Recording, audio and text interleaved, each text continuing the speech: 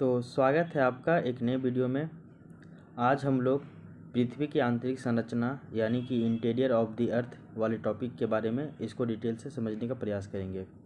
तो जैसा कि आपको पता है कि ज्योग्राफी जो आपका जेपीएससी मेंस पेपर 3 में आता है, तो अगर हम लोग देखें तो पेपर 3 में 2 सेक्शन है, एक है आपका हिस्ट्री का और एक है आपका ज्योग्राफी का। तो अगर हम लोग ज्योग्राफी वाले सेक्शन की बात करें तो उसमें टोटल 4 ग्रुप देखने को मिलते हैं। एक है आपका ग्रुप ए, दूसरा है ग्रुप बी, ठीक है, तीसरा है ग्रुप सी और चौथा है आपका ग्रुप डी। ग्रुप ए की बात करें तो वो है आपका फिजिकल ज्योग्राफी यानी कि भौगोलिक भूगोल, या फिर इसी को बोलते हैं हम लोग भौतिक भूगोल। और भौतिक भूगोल का जनरल प्रिंसिपल यानी कि सामान्य सिद्धांत पूछा जाएगा, ठीक है। इसके बाद सेक्शन बी जो है, सेक्शन बी जो है वो है आपका physical and human geography of India यानी कि भारत का भौतिक और मानव भूगोल। वहीं अगर हम लोग ग्रुप सी की बात करें तो ग्रुप सी है आपका natural resources of India, development and utilization. तो तीसरा जो ग्रुप है वो है आपका भारत के प्राकृतिक संसाधन, विकास और उपयोग। वहीं अगर हम लोग चौथे ग्रुप की बात करें तो वो है आपका चौथा group geography of Jharkhand and utilization of its resources यानी कि झारखंड का भूगोल और उसके संसाधनों का उपयोग। ये हमारा ज्योग्राफी का जो है ग्रुप 4 ग्रुप का नाम है। अगर हम लोग देखें तो हर एक ग्रुप में कुछ कुछ इम्पोर्टेंट टॉपिक दिए हुए हैं, इन टॉपिक्स के बारे में हम लोगों को पढ़ना होता है। अगर हम लोग देखें तो ये जो आपका ग्रुप ए है, इस ग्रुप ए में टोटल आपके 10 यूनिट दिए हुए हैं। तो ग्रुप ए में टोटल 10 यूनिट दिए हुए हैं, जिसमें से अगर हम लोग देखें तो यूनिट 1, 2 और 3 ये आपका जियोमॉर्फोलॉजी यानी कि भू आकृति विज्ञान से संबंधित है। वहीं अगर हम लोग यूनिट 4, 5, 6, 7, 8 और 9 अगर हम लोग देखें यानी कि 4 से लेके यूनिट 9 तक, ये जो है वो आपका क्लाइमेटोलॉजी से संबंधित है यानी कि जलवायु विज्ञान से। वहीं अगर हम लोग यूनिट 10 देखें तो वो आपका ओशिनोग्राफी यानी कि आपका ये समुद्र विज्ञान से संबंधित है। तो जो आपका फिजिकल ज्योग्राफी है ग्रुप ए, ये 3 टॉपिक मिलके बनता है, एक आपका जियोमॉर्फोलॉजी, एक आपका क्लाइमेटोलॉजी और एक आपका ओशिनोग्राफी। और इसमें टोटल 10 यूनिट दिए हुए हैं। यूनिट 1 से 3 ओशिनोग्राफी, यूनिट 4 से 9 क्लाइमेटोलॉजी और यूनिट 10 आपका ओशिनोग्राफी। इस तरह करके ये डिवीज़न किया गया है। इसके बाद अगर हम लोग देखें जो आपका यूनिट 1 है जो आपका जियोमॉर्फोलॉजी है, यूनिट 2 भी जियोमॉर्फोलॉजी है, यूनिट 3 भी आपका जियोमॉर्फोलॉजी है। तो अगर यूनिट 1 की बात करें तो इसमें टोटल 6 टॉपिक आपके दिए हुए हैं। अगर पहला टॉपिक की बात करें तो वो है आपका ओरिजिन एंड इवोल्यूशन ऑफ अर्थ यानी कि पृथ्वी की उत्पत्ति और विकास। और इसी में दिया हुआ है इंटीरियर ऑफ द अर्थ यानी कि पृथ्वी का अंतराल, ठीक है। अब देख लीजिए, इसमें आपका 2 टॉपिक स्टार्टिंग में निकलता है, पृथ्वी की उत्पत्ति और विकास यानी कि origin of evolution and earth, ये origin of evolution of earth, ठीक है ना। तो ये टॉपिक और एक टॉपिक है इंटीरियर ऑफ द अर्थ यानी कि पृथ्वी का अंतराल, ठीक है। ये दोनों टॉपिक यहाँ पे हो गया आपका। फिर इसी में आता है एक आपका वेगनर का महाद्वीपीय प्रवाह सिद्धांत यानी कि वेगनर कॉन्टिनेंटल द्वीप थ्योरी, यह आ जाएगा। फिर इसी में एक टॉपिक है आपका प्लेट विवर्तनिकी यानी कि प्लेट टेक्टोनिक। फिर इसी में एक टॉपिक है आपका ज्वालामुखी यानी कि वोल्केनोस। उसके बाद एक टॉपिक है आपका इसी में भूकंप यानी कि अर्थक्वेक। और एक और टॉपिक है आपका सुनामी। सुनामी को हिंदी में भी सुनामी कहते हैं, इंग्लिश में भी सुनामी ही कहा जाता है इसको, ठीक है। तो यूनिट 1 में आपके टोटल 6 टॉपिक दिए हुए हैं, origin and evolution of earth, interior of earth, Wegener continental द्वीप theory, plate tectonic, volcanoes, earthquake and tsunami. ये टोटल आपके इसमें 6 टॉपिक दिए हुए हैं, जिनमें से अगर हम लोग बात करें जो आपका पहला टॉपिक है ओरिजिन एंड इवोल्यूशन ऑफ अर्थ यानी कि पृथ्वी की उत्पत्ति और विकास, ये टॉपिक कभी भी किसी भी पीसीएस एग्ज़ाम में पूछा नहीं जाता है, ठीक है ना। और इसको भी सर कभी पढ़ाया भी नहीं है और आज तक किसी भी स्टेट पीसीएस इनफैक्ट यूपीएससी में भी ये सवाल मेंस में कभी भी पूछा नहीं गया है। हाँ, ये सवाल ओरिजिन एंड इवोल्यूशन ऑफ अर्थ, ये सवाल आपका जो है वो साइंस एंड टेक वाली पोर्शन में पूछा जा सकता है, ठीक ना। तो उस डायमेंशन से इसको देखिएगा। तो आगे देख लीजिए इंटीरियर ऑफ द अर्थ यानी कि पृथ्वी का जो अंतराल है, इस टॉपिक के बारे में आज हम लोग पढ़ेंगे। पृथ्वी का आंतरिक संरचना क्या है क्या नहीं है, इसके बारे में आज का क्लास हम लोग का डेडिकेटेड रहेगा। और इस क्लास के बारे में जितना भी डिटेल से बातें हो सकती है इनको हम लोग समझने का प्रयास करते हैं। तो स्वागत है आपका पृथ्वी की आंतरिक संरचना यानी कि इंटीरियर ऑफ द अर्थ वाले टॉपिक के क्लास में। ठीक है, तो सबसे पहले सवाल उठता है आपका कि जियोमॉर्फोलॉजी यानी कि भू आकृति विज्ञान क्या होता है। इसको समझने से पहले आप ये देख लीजिए सबसे पहले कि ये जो आपका जियोमॉर्फोलॉजी होता है ये क्या है वो देख लीजिए। तो यहाँ पे बताया जाता है कि पृथ्वी के आंतरिक भाग के भौतिक एवं रासायनिक गुणों का अध्ययन भू आकृति विज्ञान कहलाता है। ठीक ना, या फिर भू आकृति विज्ञान का एक विषय वस्तु है। तो बोला जाता है कि जो आपका जियोमॉर्फोलॉजी है, तो जियोमॉर्फोलॉजी में आपका पृथ्वी के आंतरिक भाग में यानी कि पृथ्वी के अंदर में जो भी पदार्थ है उस पदार्थ का भौतिक गुण, उस पदार्थ का रासायनिक गुण, इन सभी का जो अध्ययन करते हैं हम लोग, वही आपका भू आकृति विज्ञान यानी कि जियोमॉर्फोलॉजी कहलाता है। समझ में आ गया ये बात।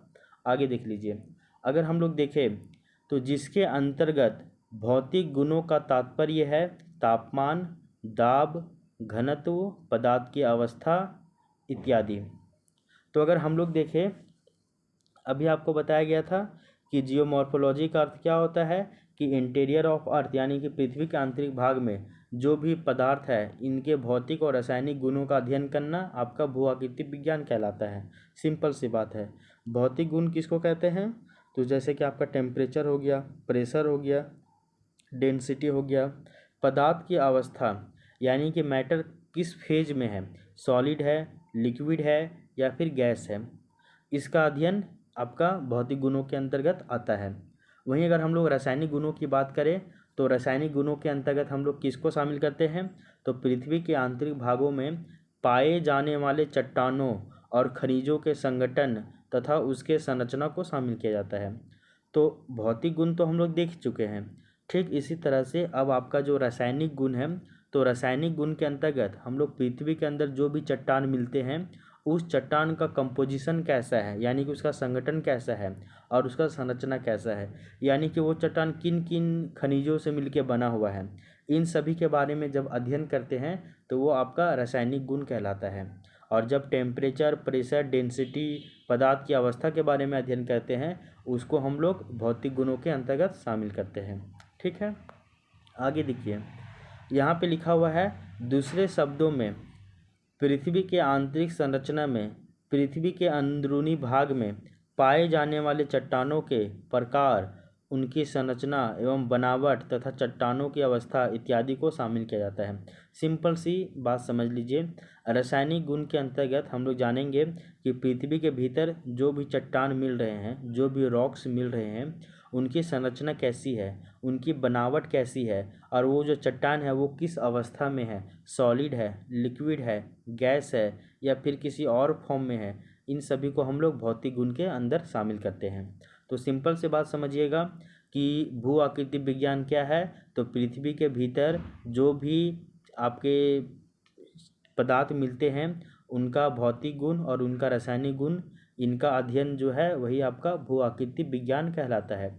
ये बहुत ही सिंपल सा लाइन है, इसको आप ध्यान में रखिएगा। आगे देख लीजिए, यहाँ बताया जा रहा है कि पृथ्वी की आंतरिक संरचना का अध्ययन प्रत्यक्ष एवं अप्रत्यक्ष स्रोतों या फिर प्रमाणों के आधार पर किया जाता है। तो सिंपल सी बात है, अब हमें पृथ्वी के भीतर की जानकारी लेना है तो हमको पता होना चाहिए ना कि पृथ्वी के भीतर में क्या क्या है। अब इसको जानने के लिए हमारे पास क्या क्या साधन है, तो कुछ तो आपके डायरेक्ट स्रोत है, कुछ कुछ आपके इनडायरेक्ट स्रोत है। स्रोत को ही यहाँ पे प्रमाण यानी कि एविडेंसेस से भी डिनोट किया जा रहा है। तो अब बताया जा रहा है कि पृथ्वी की आंतरिक संरचना का अध्ययन प्रत्यक्ष एवं अप्रत्यक्ष स्रोतों या प्रमाणों के आधार पर किया जाता है, जिन्हें पुनः यानी कि अगेन प्राकृतिक एवं कृत्रिम स्रोतों या फिर प्रमाणों में विभाजित किया जाता है। ठीक ना, तो सिंपल सी बात है, पृथ्वी के भीतर की जानकारी हमें चाहिए तो इसके लिए हमारे पास कुछ कुछ जो है वो प्रत्यक्ष स्रोत है, कुछ कुछ जो है वो अप्रत्यक्ष स्रोत है। फिर इसी में देखते हैं कि कुछ कुछ प्राकृतिक स्रोत है हमारे पास और कुछ कुछ हमारे पास कृत्रिम स्रोत है। प्राकृतिक देखें तो नेचुरल कॉजेस है और अगर सोर्सेस है, और अगर कृत्रिम देखें तो एंथ्रोपोजेनिक सोर्सेस या फिर आपका जो ये है स्रोत है ना, इसकी बात की जा रही है। आगे यहाँ पे एक पॉइंट और भी बताया जा रहा है, जहाँ एक और गहराई के साथ होने वाले तापमान परिवर्तन, दाब परिवर्तन, घनत्व परिवर्तन, उल्कापिंड, भूकंपीय तरंगों का अध्ययन किया जाता है। इन सभी को हम लोग जो है वो आपका प्रत्यक्ष स्रोतों में शामिल किया जाता है। तो ये याद मत रखिए, इसमें कन्फ्यूजन हो जाएगा आपको। सिंपल से याद रखिए आप कि देखिए हम लोग एक चीज़ तो जानते हैं भैया कि जैसे ही हम लोग का गहराई बढ़ता है, अगर हम लोग पृथ्वी में अगर भीतर की ओर जाए तो जैसे जैसे गहराई बढ़ेगा तो वैसे वैसे कुछ कुछ परिवर्तन देखने को मिलेंगे। जैसे कि आपका तापमान परिवर्तन होने लगेगा, गहराई बढ़ेगा, तापमान बढ़ने लगेगा, साथ ही साथ दाब में परिवर्तन होगा, दाब भी बढ़ने लगेगा, घनत्व में परिवर्तन होगा, घनत्व में भी वृद्धि होने लगेगी। हाँ, वो अलग बात है, कहीं कहीं आपका वो कम ज़्यादा देखने को मिलती है, ठीक है। इसके अलावा और भी सोर्सेस है, जैसे कि उल्कापिंडों का अध्ययन, भूकंपीय तरंगों का अध्ययन यानी कि सिस्मिक वेव का अध्ययन, ये इन सभी के माध्यम से भी हम लोग को पता चलता है कि हमारे पृथ्वी के भीतर यानी कि इंटीरियर ऑफ द अर्थ में किस तरह का क्या है क्या नहीं है, इसके बारे में जानकारी हमें देखने को मिलती है। इन सभी लाइन को हम लोग आगे डिटेल से पढ़ेंगे, इसलिए वहाँ से इसको कनेक्ट कीजिएगा। आगे देख लीजिए, वहीं दूसरी ओर गहरे यानी कि जो डीप होल्स, गहरे खान यानी कि डीप माइनिंग, ज्वालामुखी क्रिया यानी कि जो आपका वोल्केनोनिज्म प्रोसेस, भूकंप के पहले या फिर भूकंप के दौरान उत्सर्जित होने वाले रेडॉन गैसेस, ये सभी भी प्रत्यक्ष स्रोतों या फिर परमाणु के रूप में शामिल किया जाता है।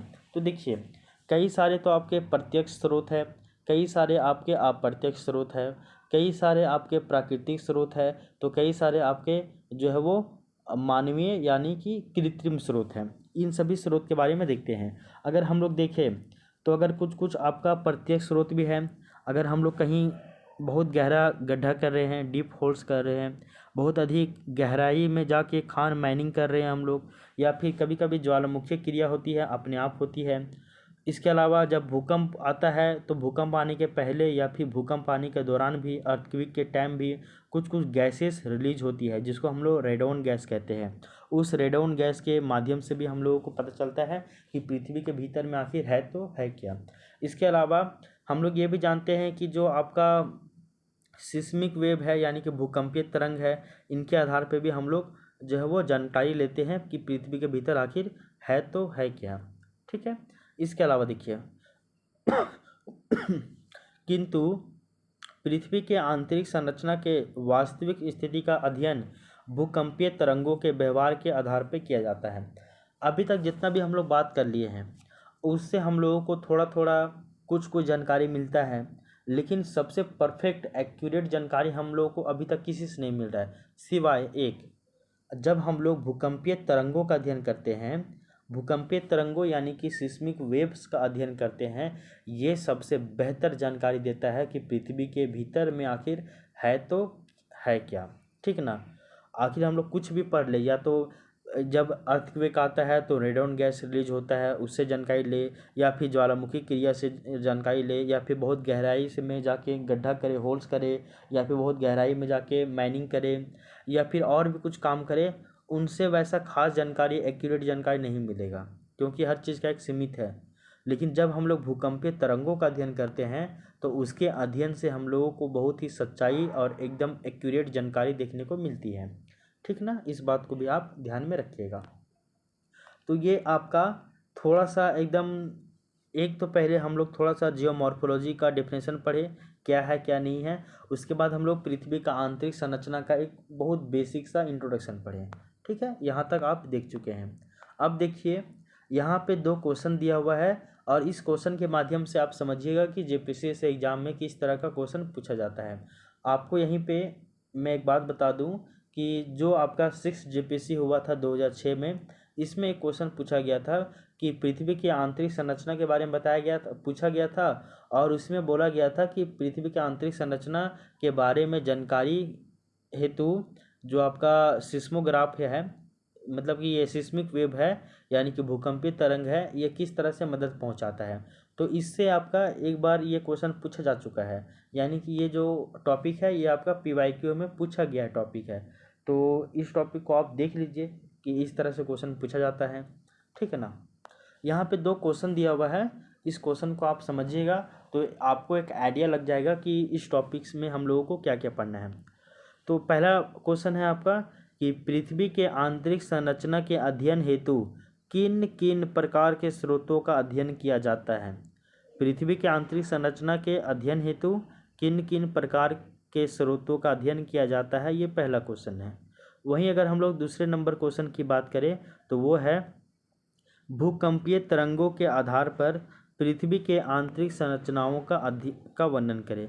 सेम यही क्वेश्चन पूछा गया था आपका 6 JPSC में, यानी भूकंपीय तरंगों यानी कि सिस्मिक वेव के आधार पर पृथ्वी की आंतरिक संरचना या फिर आंतरिक संरचनाओं का वर्णन करें। ठीक है, ये आपको समझ में आ गया है। आगे देख लीजिए, ये 2 क्वेश्चन आप देख चुके हैं, अब इसके आगे की चर्चा करते हैं हम लोग। तो नेक्स्ट यहाँ पे दिया हुआ है कि पृथ्वी के आंतरिक संरचना के अध्ययन में प्रयोग होने वाले स्रोतों या फिर प्रमाणों को 4 भागों में विभाजित किया जाता है। तो क्या है, कितने भागों में? 4 भागों में। यानी कि पृथ्वी के आंतरिक संरचना का जो अध्ययन है, अध्ययन में प्रयोग होने वाले जो भी स्रोत है या फिर जो भी प्रमाण है, इसको हम लोग कितने भागों में बांटते हैं? तो 4 भागों में बांटते हैं। कौन कौन से हो जाएंगे 4 भाग, उसका एक हम लोग यहाँ पे दे देते हैं आपको बेसिक जानकारी। तो सबसे पहले एक तो आपका हो जाएगा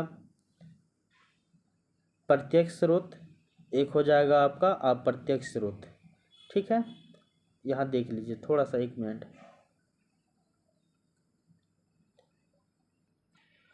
तो 4 हो जाएगा, कौन कौन हो जाएगा देख लीजिए। पहला मान लीजिए आपका ये हो जाएगा कृत्रिम प्रत्यक्ष स्रोत, कृत्रिम प्रत्यक्ष स्रोत। दूसरा हो जाएगा आपका कृत्रिम अप्रत्यक्ष स्रोत। ठीक है, वहीं तीसरा हो जाएगा आपका प्राकृतिक प्रत्यक्ष स्रोत, और चौथा हो जाएगा आपका प्राकृतिक अप्रत्यक्ष स्रोत। तो इन 4 डायमेंशन में हम लोगों को जानना होगा। पहला प्राकृतिक प्रत्यक्ष स्रोत, दूसरा प्राकृतिक अप्रत्यक्ष स्रोत, तीसरा कृत्रिम प्रत्यक्ष स्रोत, और चौथा कृत्रिम अप्रत्यक्ष स्रोत। इन सभी के बारे में एक एक करके जानकारी लेना है। सबसे पहले आपका आ जाएगा कृत्रिम प्रत्यक्ष स्रोत के बारे में। इसको आप डिटेल से थोड़ा सा अपने बेसिस पे इसको पढ़िएगा, क्या है क्या नहीं है, सो थोड़ा बहुत जानकारी ले लीजिएगा।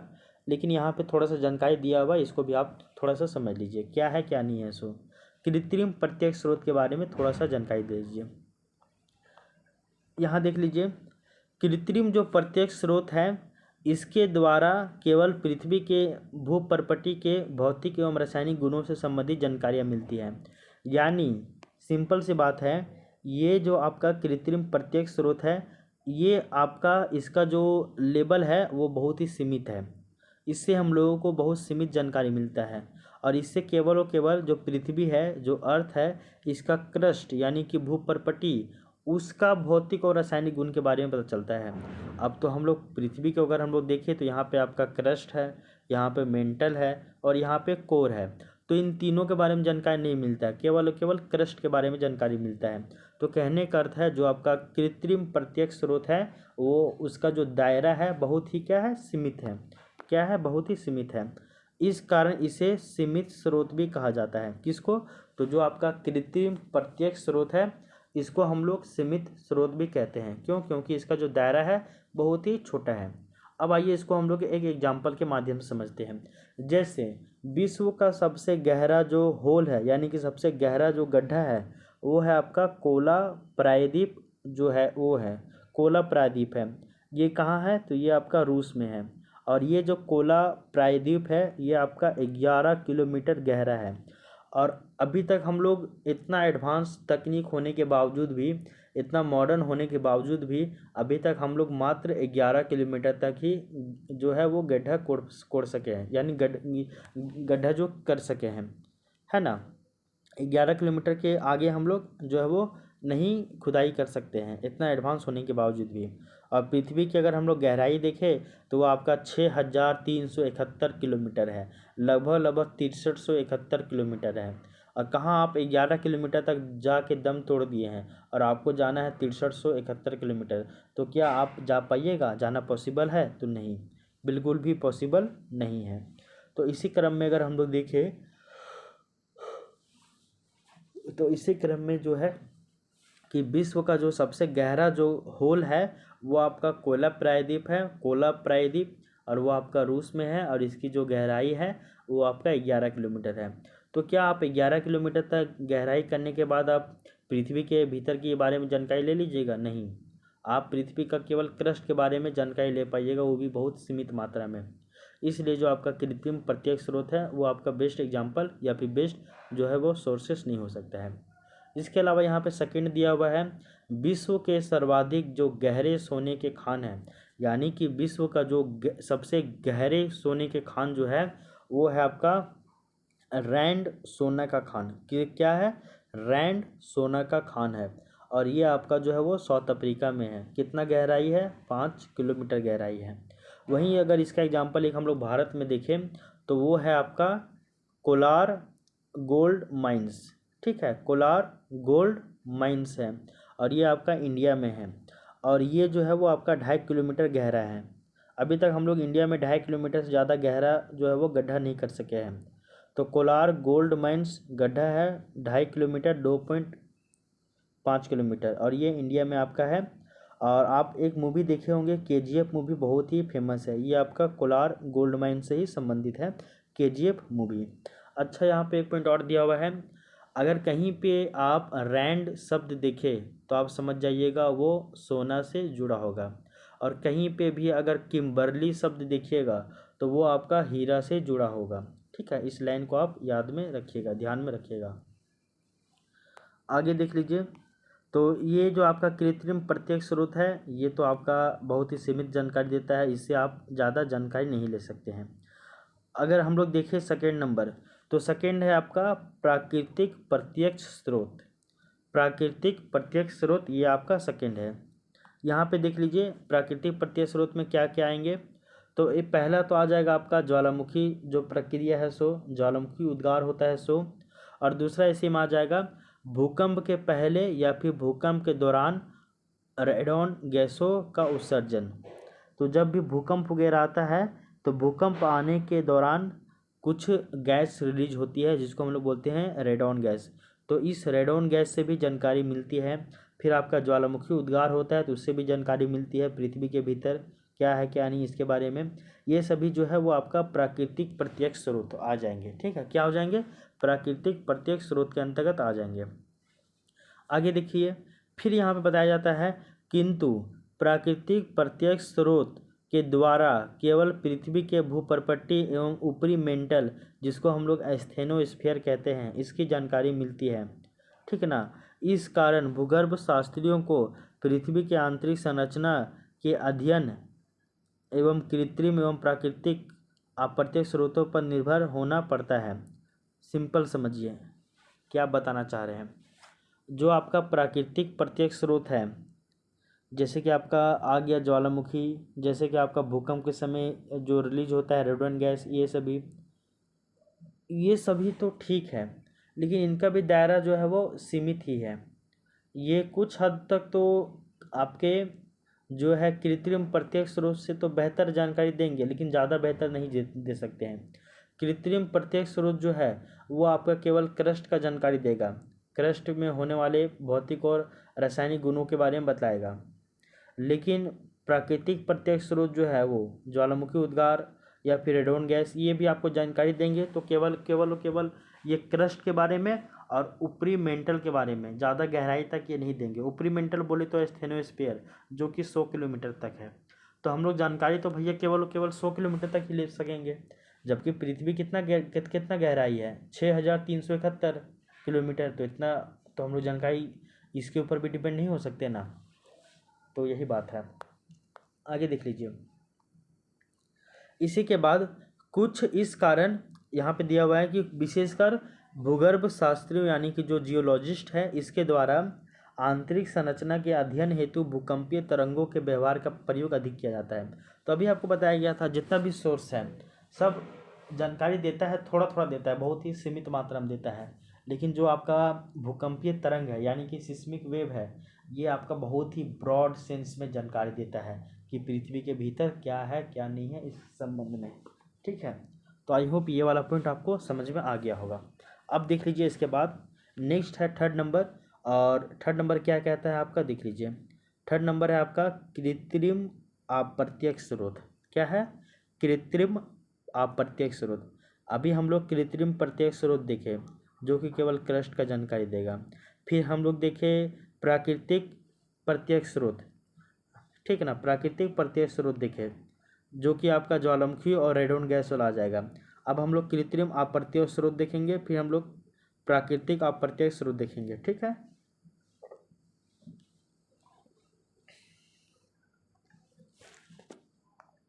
यहाँ पे लाइन दिया हुआ है कुछ कुछ, वो पढ़ लीजिए। कृत्रिम अप्रत्यक्ष स्रोत को गणितीय स्रोत भी कहा जाता है।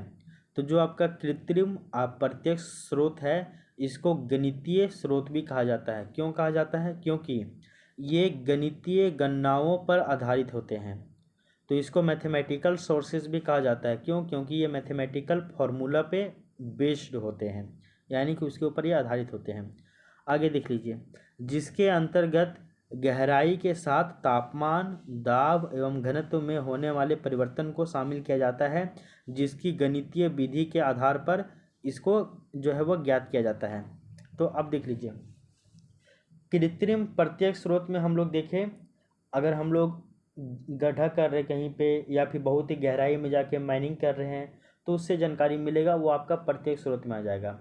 वहीं आपका कृत्रिम अप्रत्यक्ष स्रोत भी है, और कृत्रिम जो आपका अप्रत्यक्ष स्रोत है इसको हम लोग मैथमेटिकल सोर्सेज भी कहते हैं, क्योंकि इसमें हम लोग मैथमेटिकल जो फार्मूलाज है इनका हम लोग प्रयोग करते हैं। और इसके अंतर्गत हम लोग देखते हैं कि जो आपका टेम्परेचर में चेंजेस हो रही है, या फिर प्रेशर में कुछ भी चेंजेस हो रहा है, या फिर डेंसिटी में कुछ भी चेंजेस हो रहा है, इसको हम लोग मैथमेटिकल फार्मूला में इसको सेट करके ड्राइव करके एक हम लोग आंसर निकालते हैं। ठीक है, अब देख लीजिए इसको एक एक करके देखते हैं। तो इसके अंतर्गत हम लोग देखते हैं क्या, वो देख लीजिए। सबसे पहले हम लोग देखते हैं तापमान में परिवर्तन, फिर देखेंगे दाब में परिवर्तन, फिर हम लोग देखेंगे घनत्व में परिवर्तन। तीन चीज़ हम लोगों को देखना होगा। ये सभी जो है वो आपका कृत्रिम अप्रत्यक्ष स्रोत के अंतर्गत आएंगे। सॉरी, कृत्रिम, हाँ हाँ ठीक है, कृत्रिम अप्रत्यक्ष स्रोत के अंतर्गत ही आएंगे। ठीक है, आप देखिए इसको एक एक करके। सिंपल सी बात आप ये समझिएगा कि कृत्रिम जो आपका प्रत्यक्ष स्रोत है ये आपका बहुत ही सीमित इसका दायरा है। ये केवल क्रस्ट का भौतिक और रासायनिक गुण के बारे में बताएगा। ठीक है, उसके बाद कृत्रिम अप्रत्यक्ष स्रोत जो है वो पहले से थोड़ा सा बेहतर है, और ये इसको हम लोग मैथमेटिकल सोर्सेज भी कहते हैं, क्योंकि इसमें हम लोग मैथमेटिकल फार्मूलाज का यूज करते हैं। और इसके अंतर्गत हम लोग देखते हैं कि दाब में परिवर्तन क्या हुआ, प्रेशर में परिवर्तन क्या हुआ, टेम्परेचर में परिवर्तन क्या हुआ, डेंसिटी यानी कि घनत्व में परिवर्तन क्या हुआ, और इन सभी को जो है वो हम लोग गणितीय सूत्र में ढालकर देखते हैं, गणितीय सूत्र में बैठाकर देखते हैं। ये आपको पता है।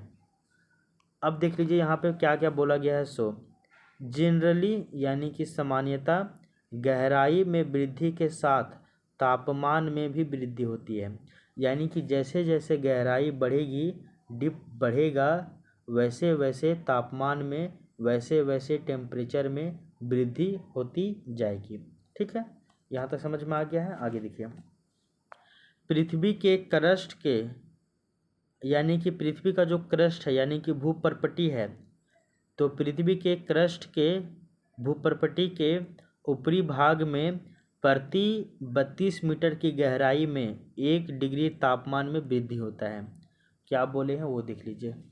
ये सब जो कीवर्ड है इसको आप शॉर्ट नोट्स में लिख सकते हैं, पूरा डाटा लिखने का फ़ायदा नहीं है, बस यही जो छोटा छोटा पॉइंट है इसको लिखते चले जाइए। तो वहाँ पे लिखिएगा इस तरह करके कि 32 मीटर अगर गहराई बढ़ेगा तो जो है वो आपका तापमान भी 1 डिग्री सेंटीग्रेड बढ़ जाएगा। कहाँ पे?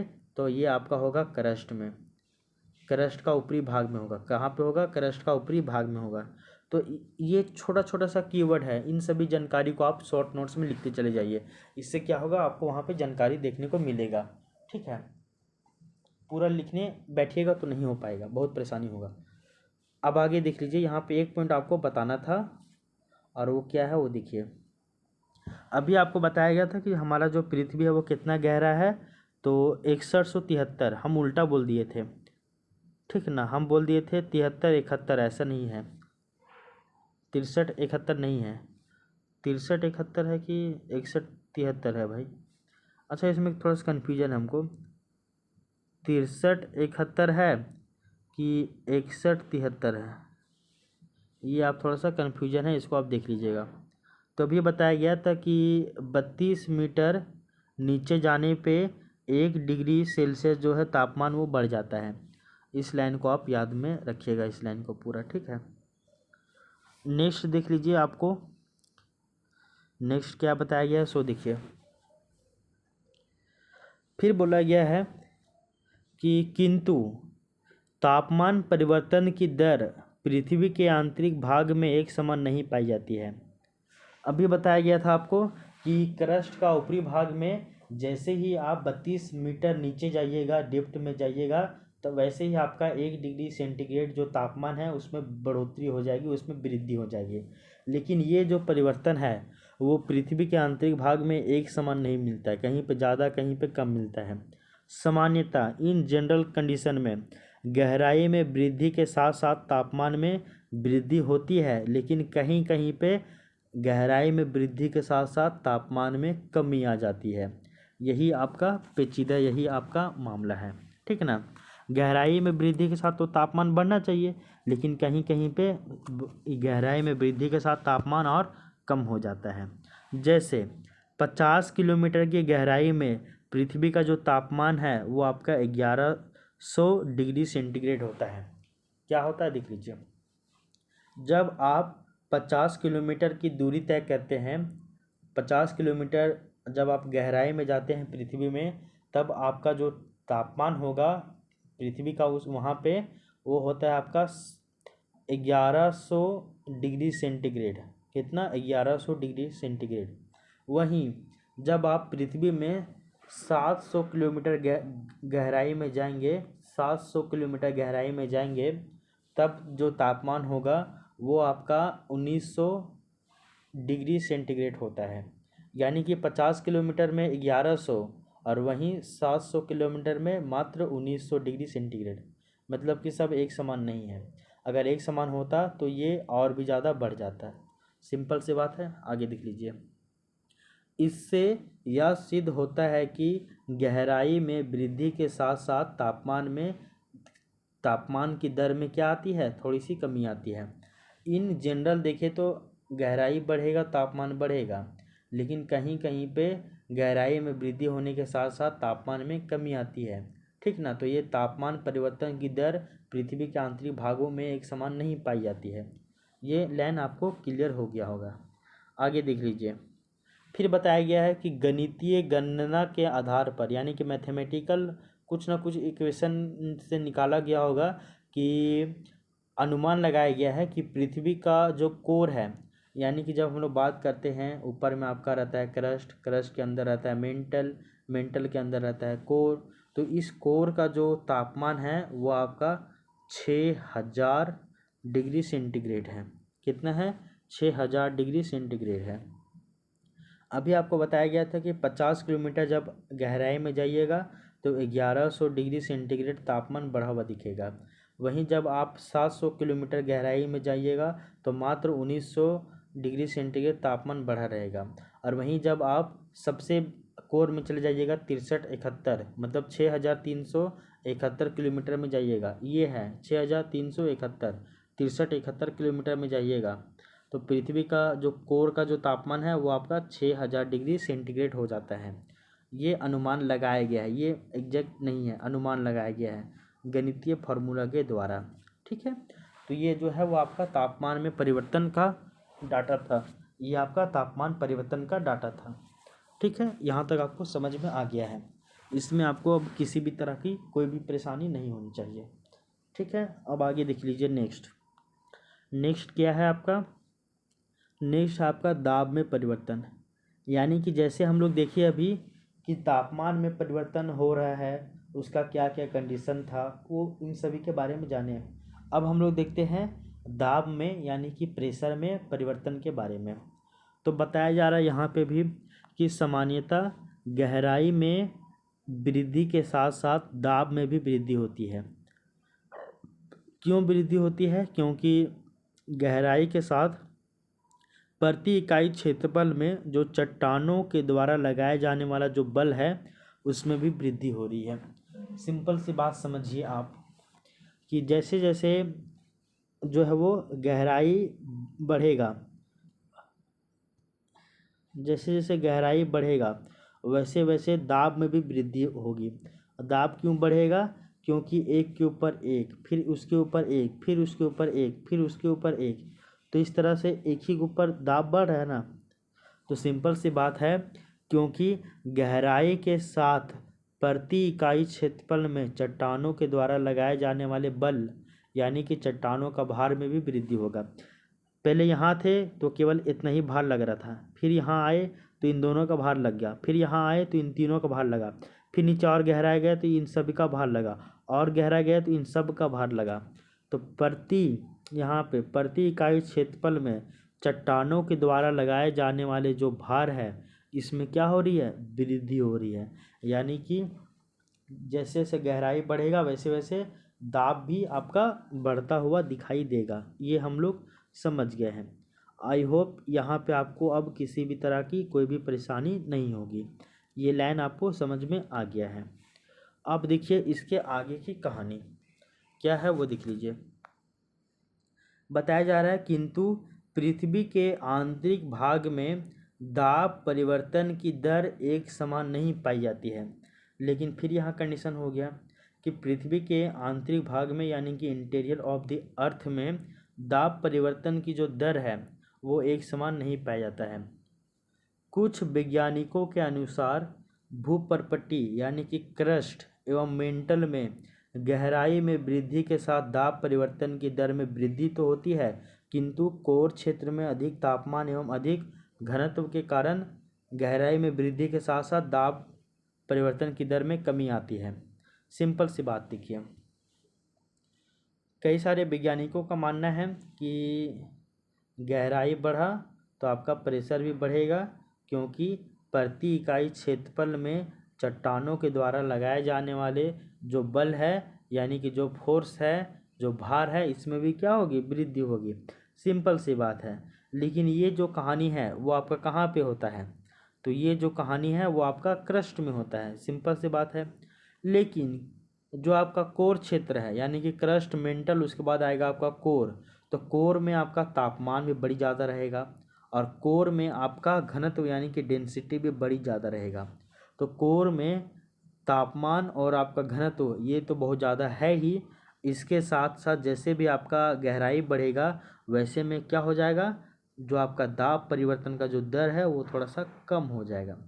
क्या हो जाएगा? दाब परिवर्तन का दर जो है वो कम हो जाएगा। कम क्यों हो जाएगा अचानक? क्योंकि यहाँ पे टेम्परेचर भी बड़ी ज़्यादा हाई है और यहाँ पे घनत्व यानी कि डेंसिटी भी बहुत ज़्यादा हाई है। ऐसे में ये केवल कोर में होगा, क्रस्ट और मेंटल में देखने को नहीं मिलेगा। ये केवल जो है वो आपका कोर वाले क्षेत्र में ही देखने को मिलेगा। इस वाले पॉइंट को भी आप ध्यान में रखिएगा। ठीक है, आगे देख लीजिए। इससे यह सिद्ध होता है कि पृथ्वी के आंतरिक संरचना एवं बनावट एक समान नहीं है। अगर हम लोग देखते कि जैसा क्रस्ट में आपका बिहेवियर मिल रहा है वही बिहेवियर मेंटल में मिलता, वही बिहेवियर अगर कोर में मिलता, तो हम लोग जानते हैं कि पृथ्वी का जो चट्टान है, पृथ्वी का जो आंतरिक संरचना है वो एक ही प्रकार के चट्टानों से बना हुआ है।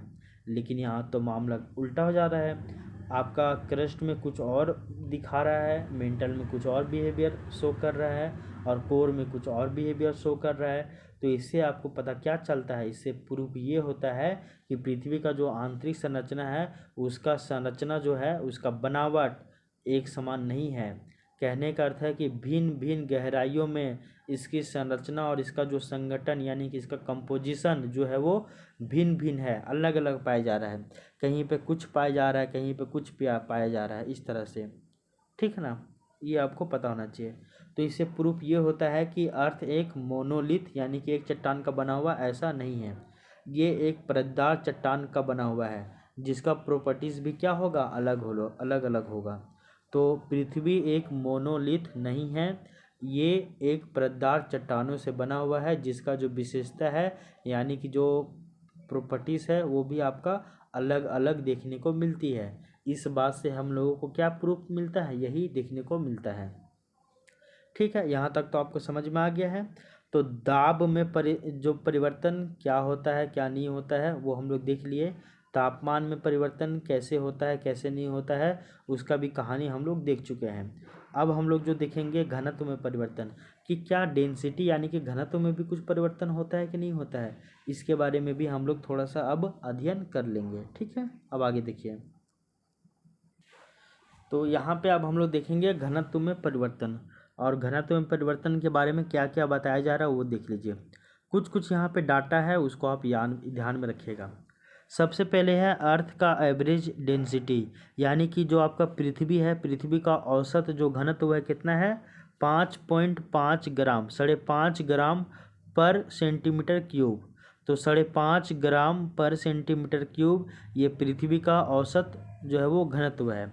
इसके बाद देख लीजिए, हम लोग जानते हैं कि एक तो आपका पृथ्वी है, पृथ्वी में आपका क्रस्ट है, क्रस्ट भी आपका दो तरह का होगा, एक होगा आपका कॉन्टिनेंटल क्रस्ट, एक हो जाएगा आपका ओशियानिक क्रस्ट। कॉन्टिनेंटल क्रस्ट यानी कि महाद्वीपीय भूप्रपट्टी, और आपका ओशियानिक क्रस्ट यानी कि महासागरीय भूप्रपट्टी। ठीक है, ऐसा होगा।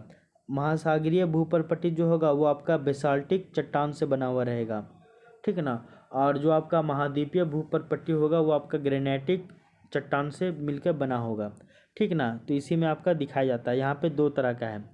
सबसे पहले एक डाटा महाद्वीपीय भूप्रपट्टी का, यानी कि कॉन्टिनेंटल क्रस्ट का जो औसत घनत्व है वो आपका 2.7 है। कॉन्टिनेंटल क्रस्ट यानी कि महाद्वीपीय भूप्रपट्टी ये आपका सियाल का बना होता है, इसको बोलते हैं सियाल, यानी कि ये आपका सिलिका और एल्युमिनियम का बना होता है। वहीं जो आपका सागरीय भूप्रपट्टी है यानी कि ओशियानिक क्रस्ट है, इसका औसत घनत्व देखिए तो ये आपका हो जाएगा तीन कितना हो जाएगा, 2.7 आपका ओशियानिक ये कॉन्टिनेंटल क्रस्ट था उसका घनत्व। और वहीं अगर ओशियानिक क्रस्ट का अगर हम लोग औसत घनत्व देखें तो वो हो जाएगा आपका 3 ग्राम पर सेंटीमीटर क्यूब, ये हो जाएगा। ये जो आपका सागरीय क्रस्ट जो है ये आपका बेसाल्टिक चट्टान से बना है, और ये आपका सीमा है, सीमा यानी कि सिलिका और मैग्नीशियम। और कॉन्टिनेंटल क्रस्ट जो है वो आपका सियाल है, यानी कि सिलिका और एल्युमिनियम। तो ये हो जाएगा। तो इसमें क्या बताया जा रहा है, देखिए महाद्वीपीय क्रस्ट का औसत जो घनत्व है 2.7 है, वहीं जो है आपका महासागरीय क्रस्ट का औसत घनत्व 3 है, ठीक है ना। और वहीं अगर हम लोग भूप्रपट्टी में देखें तो आपका सागरीय और महाद्वीपीय दोनों आ जाएगा। तो सागरीय का 3 और महाद्वीपीय का 2.7। अगर हम लोग एवरेज देखें क्रस्ट का तो हो जाएगा आपका 2.9, ये हो जाएगा आपका, यानी कि 2.9 ग्राम पर सेंटीमीटर क्यूब, ये हो जाएगा। ठीक है, इसमें दिक्कत नहीं होना चाहिए आपको अब, ठीक है, इसमें दिक्कत नहीं होना चाहिए। ये सब फैक्ट को आप शॉर्ट नोट्स में लिख लीजिएगा, क्योंकि फैक्ट होना चाहिए ताकि आपके पास कंटेंट होना चाहिए। फैक्ट होगा तभी ना आपको आपके पास कंटेंट बढ़ेगा। बाकी आप कॉन्सेप्ट आप बढ़ा ले जाइएगा, लेकिन यही फैक्ट अगर आपके पास याद रहेगा तो कॉन्सेप्ट आप संभाल ले जाइएगा, ठीक है ना। इसको भी याद रख लीजिए। अगर आप देखिएगा, अगर हर एक पेज में अगर 5-5 गो फैक्ट निकल रहा है तो अगर आप देखिएगा तो 1000 पेज में 5000 फैक्ट निकलेगा। और 5000 अगर फैक्ट आपको याद है तो उससे उस सब्जेक्ट का बहुत ही बेहतर तरीके से आपको अंडरस्टैंडिंग भी हो जाएगा। इस बात को भी आप ध्यान में रखिएगा। आगे देख लीजिए नेक्स्ट, यहाँ पे बताया जा रहा है, एग्जाम्पल समझ लीजिए। अगर आप महाद्वीप से अगर 1 ग्राम ग्रेनाइट लिए तो उसका जो वजन होगा वो 2.7 ग्राम पर सेंटीमीटर क्यूब होगा। वहीं अगर आप महासागर से 1 ग्राम अगर बेसाल्टिक चट्टान लिए तो उसका जो वेट होगा वो आपका 3 ग्राम पर सेंटीमीटर क्यूब होगा, ठीक है। आगे देख लीजिए, यहाँ पे फिर आपका एक कॉन्सेप्ट है भूप्रपट्टी का यानी कि क्रस्ट का। क्रस्ट आपका दो तरह का होगा, एक आपका महासागरीय क्रस्ट होगा, मतलब एक आपका महाद्वीपीय क्रस्ट होगा, एक आपका महासागरीय क्रस्ट होगा। एक आपका महाद्वीपीय क्रस्ट जो है उसको हम लोग सियाल कहते हैं, यानी कि सिलिका और एल्युमिनियम। वहीं जो आपका महासागरीय क्रस्ट है इसको हम लोग सीमा कहते हैं, यानी कि सिलिका और मैग्नीशियम। जो आपका महासागरीय क्रस्ट है यानी कि जो आपका कॉन्टिनेंटल क्रस्ट जो है सियाल, सिलिका और एल्युमिनियम, इसको हम लोग ग्रेनाइटिक क्रस्ट कहते हैं, क्योंकि यहाँ पे ग्रेनाइट जो है वो बहुत ज़्यादा होता है। इसका जो औसत घनत्व है वो आपका 2.7 है। वहीं जो आपका महासागरीय क्रस्ट है यानी कि ओशियानिक क्रस्ट, इसको हम लोग बेसाल्टिक क्रस्ट कहते हैं, क्योंकि यहाँ पे बेसाल्ट बहुत अधिक मात्रा में होता है। और इसका जो एवरेज हाइट है वो आपका, हाइट नहीं, एवरेज जो वेट है वो आपका 3 ग्राम पर सेंटीमीटर क्यूब होगा। ठीक है, आगे देख लीजिए, यहाँ पे एक बात बताया जा रहा है, जब हम लोग जलवायु विज्ञान पढ़ेंगे यानी कि क्लाइमेटोलॉजी पढ़ेंगे, तो आपका क्लाइमेटोलॉजी में केवल फिजिकल प्रॉपर्टीज़ पढ़ेंगे, यानी कि भौतिक गुण के बारे में पढ़ते हैं। लेकिन जब हम लोग जियोमॉर्फोलॉजी पढ़ते हैं यानी कि भू आकृति विज्ञान पढ़ते हैं, तो इसमें भौतिक गुण के साथ साथ रासायनिक गुणों का अध्ययन भी हम लोगों को करना पड़ता है। ये आपको पता होना चाहिए। इसके अलावा नोट में एक करके एक बात दिया हुआ था कि अगर हम लोग सागरीय क्रस्ट की बात करें, क्रस्ट मतलब दो तरह का क्रस्ट होता है, एक आपका महासागरीय क्रस्ट अलग होता है और आपका महाद्वीपीय क्रस्ट अलग होता है। और आप अगर देखिएगा तो महासागरीय क्रस्ट भारी है कि आपका महासागरीय क्रस्ट भारी है कि महाद्वीपीय क्रस्ट, तो आंसर होगा महासागरीय क्रस्ट भारी है। भारी क्यों है वो देख लीजिए। जो आपका कॉन्टिनेंटल क्रस्ट है इसका भार है, औसत घनत्व है 2.7, लेकिन जो आपका ओशियानिक क्रस्ट है इसका एवरेज जो वेट है वो है आपका 3। तो भारी कौन हुआ? वही ना हुआ, ओशियानिक क्रस्ट हुआ ना, जो आपका बेसाल्ट से बना हुआ बेसाल्टिक क्रस्ट, ये हो गया होगा। ठीक है, इस वाले पॉइंट को भी आप याद रख लीजिएगा। अब आगे देख लीजिए, एक पॉइंट और है, एक पॉइंट और क्या है वो देख लीजिए। यहाँ तक तो आपका ये समझ में आ गया था घनत्व में परिवर्तन, इसके बारे में। अब हम लोग घनत्व में परिवर्तन का जो है वो यहाँ पे लिखा हुआ है कॉन्सेप्ट वो पढ़ते हैं।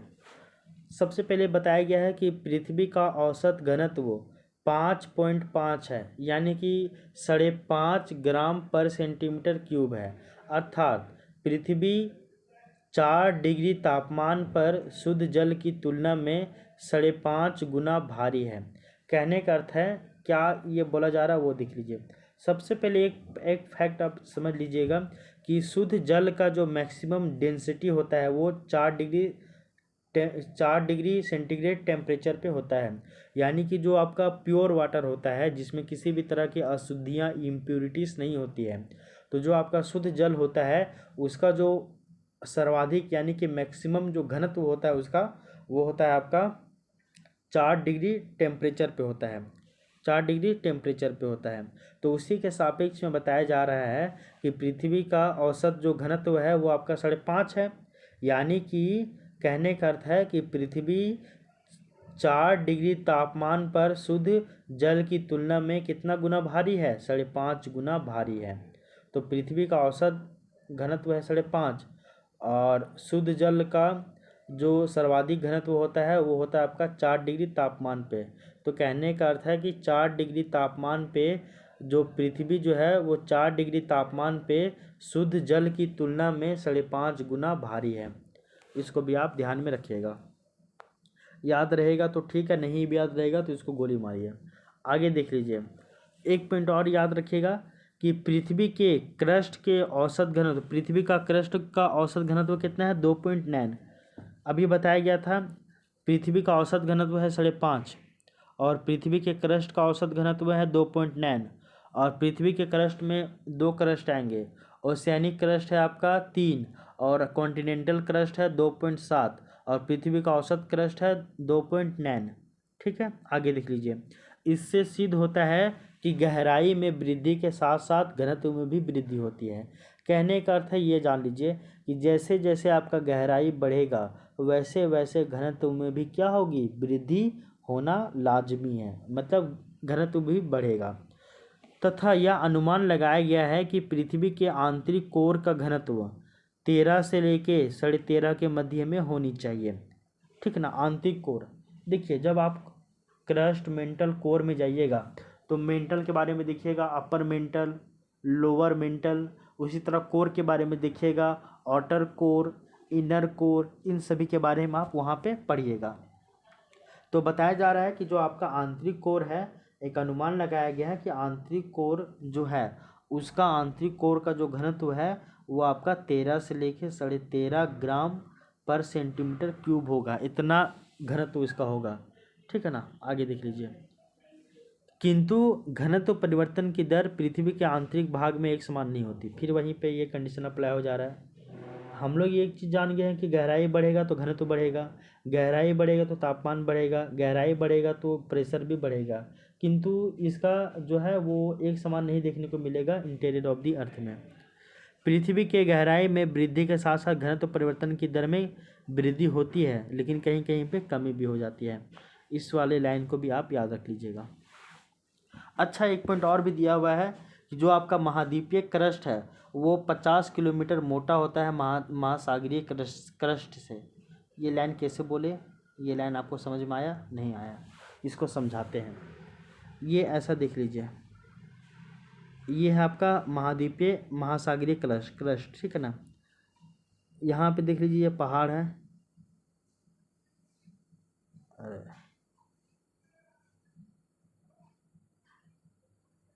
ठीक है, ये पहाड़ हो गया, ये तो पूरा महाद्वीप कहलाएगा। तो यहाँ से लेके यहाँ तक का जो एरिया है इसको बोलेंगे 35 किलोमीटर, ये पूरा महाद्वीपीय क्रस्ट कहलाएगा। और यहाँ से यहाँ तक का एरिया जो है वो 0 से लेके 5 किलोमीटर, ये है आपका महासागरीय क्रस्ट, ठीक है ना। तो ओवरऑल देखेंगे तो ये आपका 50 किलोमीटर मोटा होता है इससे, इसको भी आप याद रख लीजिएगा।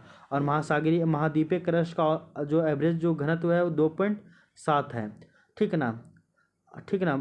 महाद्वीपीय घनत्व का और महासागरीय घनत्व का महासागरीय क्रस्ट का 2.9 है।